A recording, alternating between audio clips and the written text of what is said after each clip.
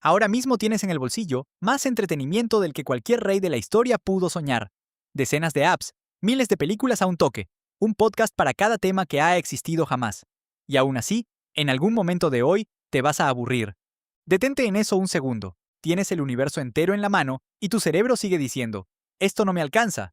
Así que aquí va la pregunta que casi nadie se hace. ¿Qué hacían los humanos cuando se aburrían? Antes de que existiera absolutamente nada que hacer. No hablo de los romanos, ni de los egipcios. Hablo de hace 100.000 años, sin escritura, sin ciudades, sin música, sin siquiera el lenguaje tal como lo conoces. Solo personas, sentadas frente al fuego, con horas vacías por delante.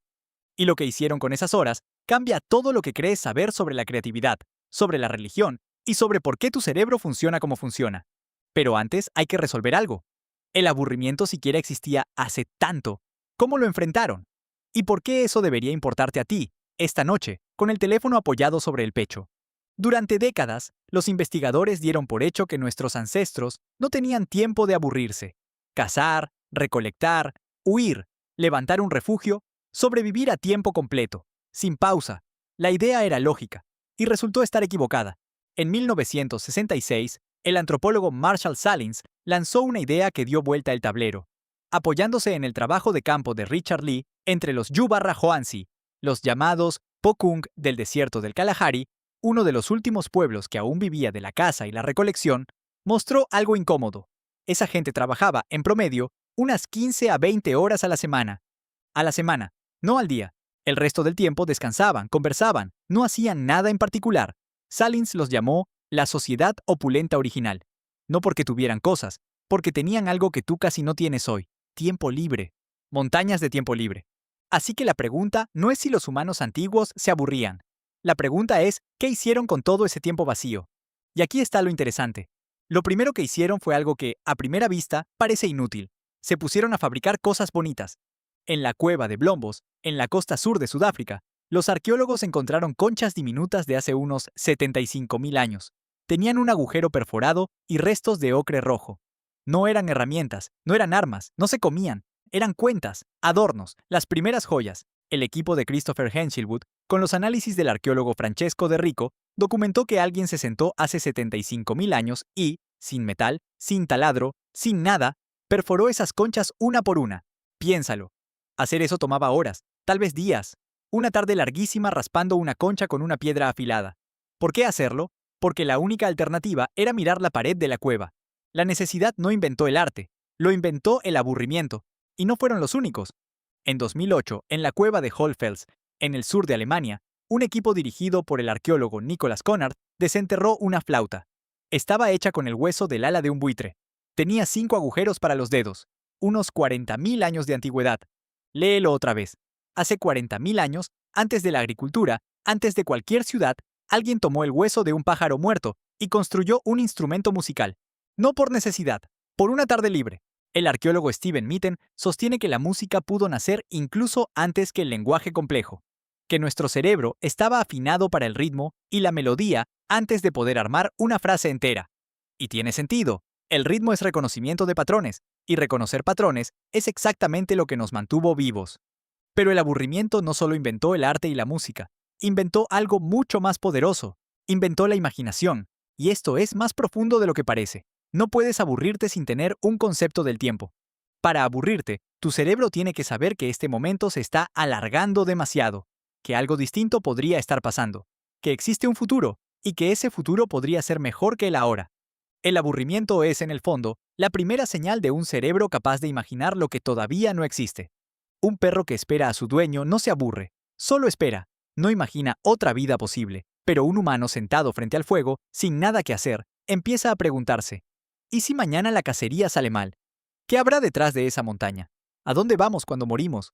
Cada pregunta que se ha hecho la religión, cada pregunta de la filosofía, cada pregunta que la ciencia todavía intenta responder. Todas empezaron igual. Alguien se aburrió, y su mente se puso a vagar. Y esto no es poesía, está medido en laboratorio.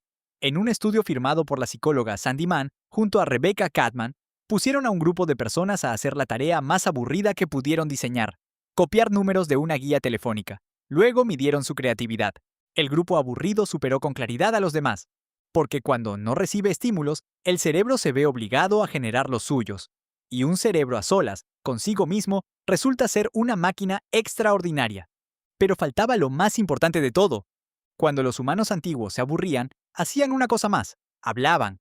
No de la cacería, no de logística. Hablaban de otras personas. El antropólogo Robin Dunbar, el mismo que descubrió que los grupos sociales humanos tienden a estabilizarse alrededor de 150 personas, pasó años analizando de qué hablamos cuando no hablamos de nada importante. Su hallazgo: cerca de 2/3 de toda conversación humana es, básicamente, chisme social. ¿Quién hizo qué? ¿Quién dijo qué? ¿Qué le pasó a alguien que ambos conocen? Parece una pérdida de tiempo. No lo era. Dunbar propone que el lenguaje no evolucionó para coordinar cacerías, sino para algo más íntimo: crear vínculos. Antes del lenguaje, los primates se unían acicalándose, despiojándose uno a uno. Pero eso es lento. Solo puedes acicalar a un amigo a la vez. El lenguaje reemplazó eso. De pronto podías acicalar a 10 personas a la vez, con palabras, alrededor de una fogata. Podías hablar de alguien que ni siquiera estaba presente. Podías confiar en gente a la que nunca habías tocado. El aburrimiento inventó el chisme, y el chisme inventó la sociedad. Así que detente y míralo completo. El arte no nació de la necesidad, nació del aburrimiento. La música no nació de la necesidad, nació de una tarde vacía. La religión, la filosofía, la ciencia, ninguna nació de la urgencia de sobrevivir. Nacieron de una mente sin nada que hacer, preguntándose por qué. El aburrimiento no fue un problema que nuestros ancestros tuvieran que vencer, fue el motor que nos volvió humanos. Míralo en escala, de un tirón. Hace 75.000 años, alguien aburrido en una cueva perforó una concha e hizo el primer collar. Hace 40.000 años, alguien aburrido en otra cueva sopló por el hueso de un buitre e inventó la música. Y en algún punto entre medio, gente sentada junto al fuego, sin nada que hacer, empezó a hacer preguntas que nadie podía responder. Sobre la muerte, sobre el cielo, sobre por qué las cosas son como son. Algunas de esas preguntas se volvieron religión, otras ciencia, otras arte, y otras con el tiempo se volvieron tú. Porque aquí está la parte que casi nadie cuenta. La neurociencia tiene un nombre para lo que ocurre dentro de tu cabeza cuando no haces nada: la red neuronal por defecto.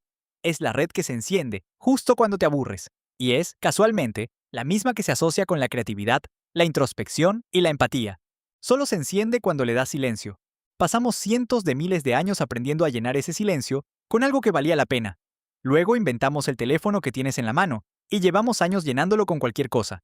Pero cada vez que sueltas el teléfono y te quedas un momento con la nada, cada vez que dejas que tu mente empiece a vagar y no la interrumpes, estás haciendo exactamente lo mismo que aquella persona en la cueva, lo mismo que hizo la cuenta de concha, lo mismo que hizo la flauta, lo mismo que miró las estrellas y se preguntó por qué.